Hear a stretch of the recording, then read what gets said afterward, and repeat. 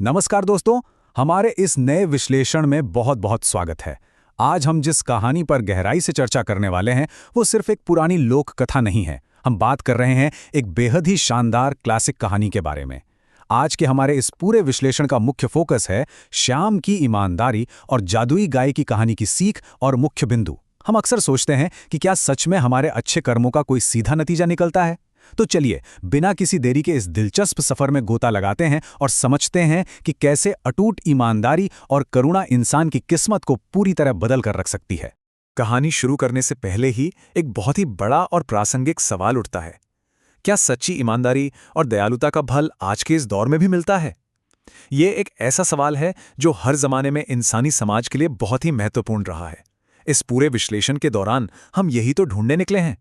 शाम की इस कहानी से हमें गहराई से समझ आएगा कि कैसे ये गुल सिर्फ मन को शांति ही नहीं देते, बल्कि असल दुनिया में कामयाबी के दरवाजे भी खोलते हैं। भाग 1, श्याम की अटूट ईमानदारी। कहानी की शुरुआत होती है श्याम नाम के एक नेकदिल दूध वाले से। उसका पूरा जीवन सच्चाई और करुणा की एक बहुत ही मजबूत नींव पर टिका हुआ है। श्याम कोई आम व्यापारी नहीं था। वो अपने समुदाय के लोगों का बहुत ख्याल रखता था, बीमारों की मुफ्त मदद करता था।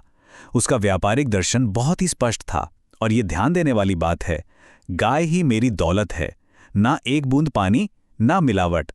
ये सिर्फ कहने की बात नहीं थी, ये श्याम के जीवन जीने का तरीका था। ज्यादा मुनाफा कमाने के चक्कर में दूध में पानी मिलाना उसने कभी सोचा ही नहीं। उसका मानना था कि जो बिल्कुल शुद्ध है वही ग्राहकों तक पहुंचना चाहिए। ईमानदारी उसके लिए कोई नियम नहीं, बल्कि उसका असली स्वभाव थी। अब जरा इस फर्क पर गौर करते हैं। एक तरफ है हमारा श्याम।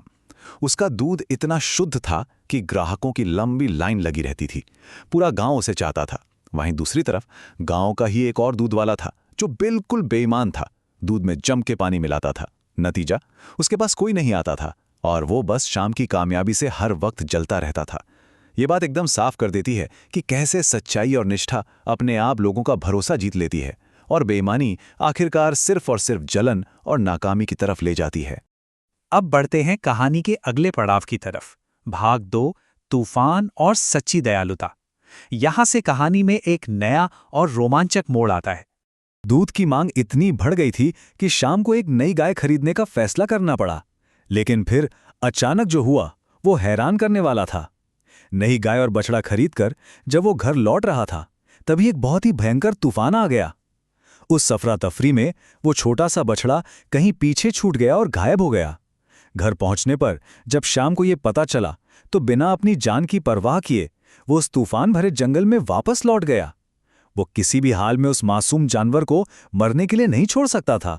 यही तो उसकी गहरी करुणा का सबसे बड़ा प्रमाण था। और जंगल के उस घने अंधेरे में श्याम को कुछ ऐसा दिखा जिसकी उसने सपने में भी कल्पना नहीं की थी।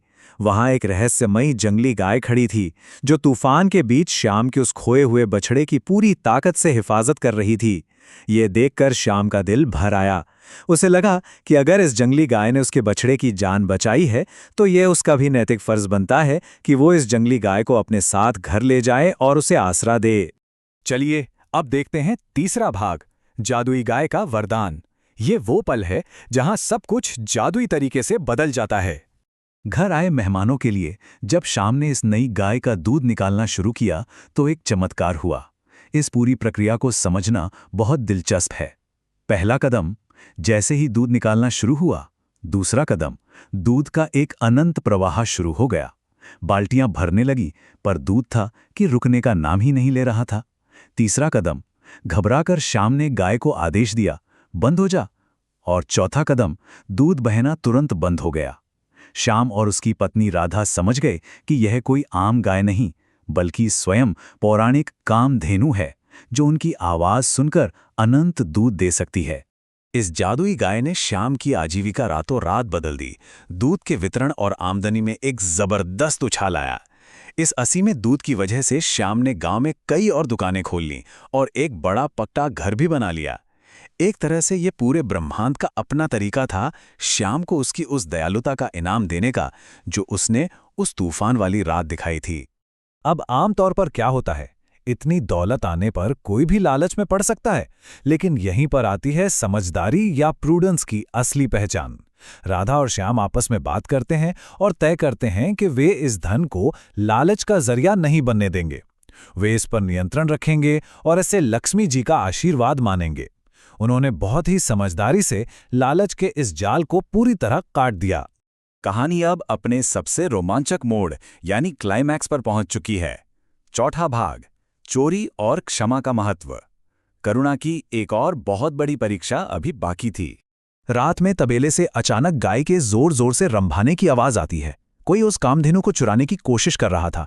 एक बड़ा सवाल सामने आता है, रात के अंधेरे में आखिर ये गाय चुराने वाला था कौन?